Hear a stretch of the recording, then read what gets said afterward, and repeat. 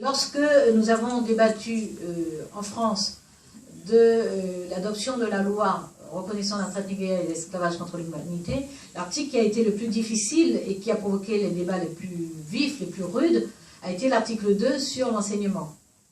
Parce qu'effectivement, la reconnaissance solennelle, elle a posé des problèmes, hein. Il y a eu des affrontements, il y a eu des discussions, il y a eu des refus, mais finalement, nous avons abouti quand même à la reconnaissance solennelle, donc, qui est quand même une réparation en soi, c'est une réparation symbolique, de dire que ce qui était considéré comme un système économique ordinaire, qui était organisé par des États, qui rapportait de l'argent, qui faisait l'objet d'un régime fiscal, qui a donné lieu à un code noir, qui a donné lieu à des lettres patentes, qui était général, admis, je le répète, transfrontalier, transnational, etc., que tout ça, non, c'était un crime contre l'humanité. C'était pas un système économique, c'était pas un aménagement des choses, c'était pas des voyages, non, c'était un crime contre l'humanité.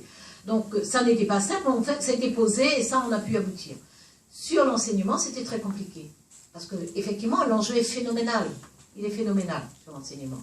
D'abord, il permet aux sociétés de savoir qui elles sont, d'où elles viennent, et du coup, de se voir.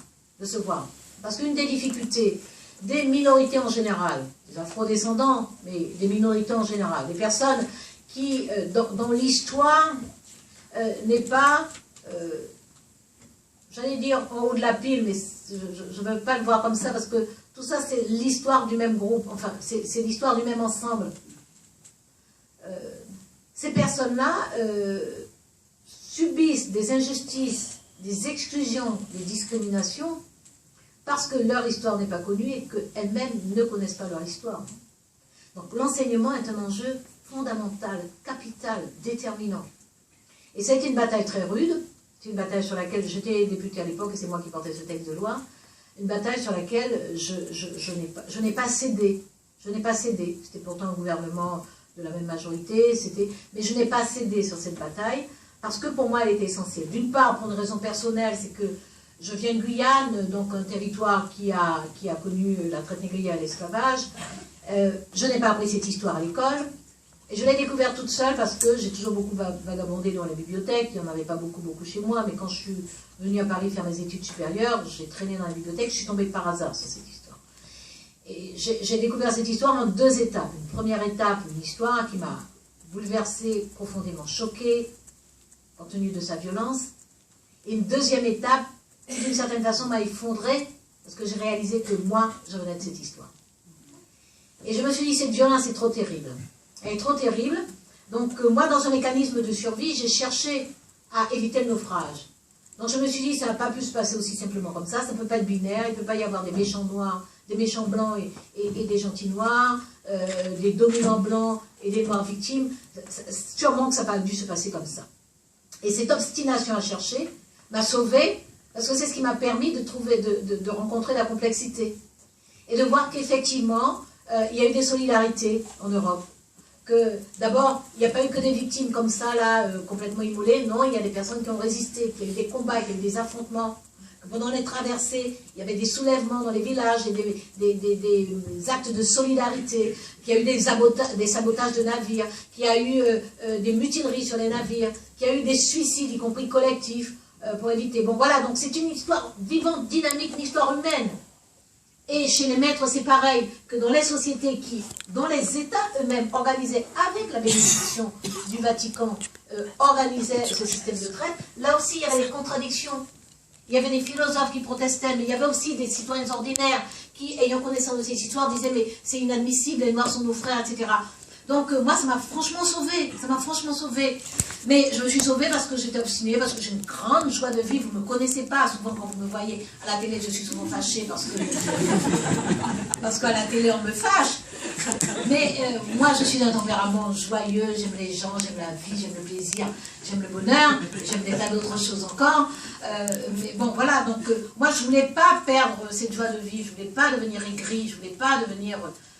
donc j'ai cherché, mais il a fallu de l'énergie, du volontarisme.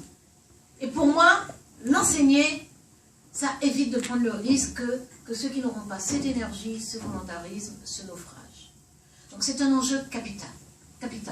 Que les gamins qui de toute façon vont rencontrer cette histoire, et plus encore, moi j'ai fait mes études, c'était presque il y a 2 siècles, par rapport à Internet, à la facilité avec laquelle les éléments, les informations circulent.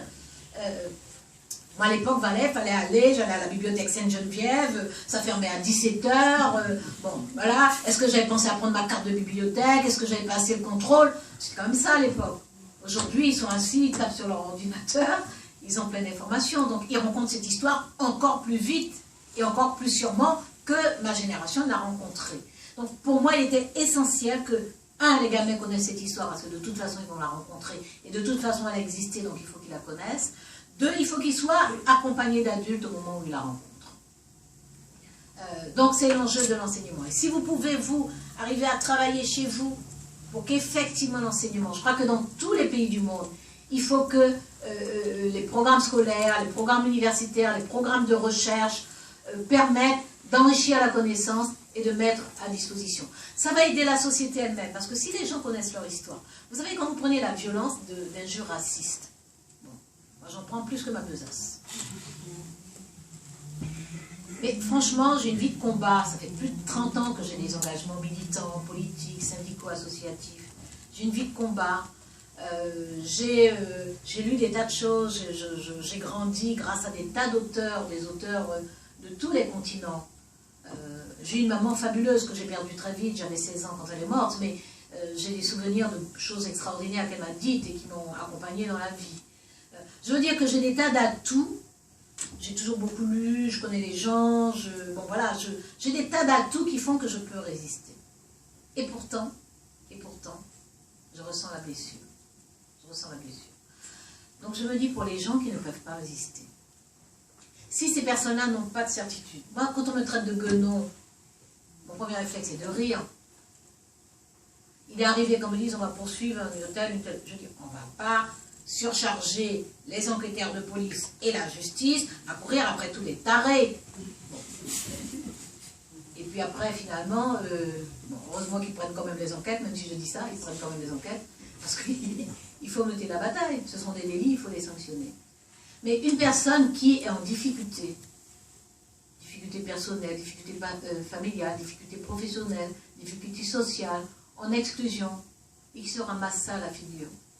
Si elle-même ne connaît pas l'histoire, si elle ne sait pas que ce racisme, il est enraciné dans ce système pluriséculaire de traite et d'esclavage, qui, pour se justifier, a produit des théories, des doctrines dans les sciences sociales pour expliquer l'inégalité des races, la hiérarchie des races. Si cette personne n'a pas un minimum de certitude à l'intérieur, elle est juste démolie. Elle est juste démolie. Donc l'enseignement est important et il vise des enjeux qui vont au-delà du cadre scolaire. Je vois que vous voulez réagir, en même temps il faut que je réponde à madame. Please do. Rapidement, juste une précision. D'abord, merci beaucoup pour votre réponse. Je suis d'accord avec vous sur plusieurs points. Je suis d'accord sûrement sur le fait que la suprématie blanche, c'est une fiction. Mais en tant que femme, par exemple, je sais bien que les hommes ne sont pas supérieurs. Mais il faut reconnaître la domination masculine. Donc voilà l'intérêt, à mon avis, en tant qu'Américain, mais aussi en tant que sociologue, pour reconnaître le système de domination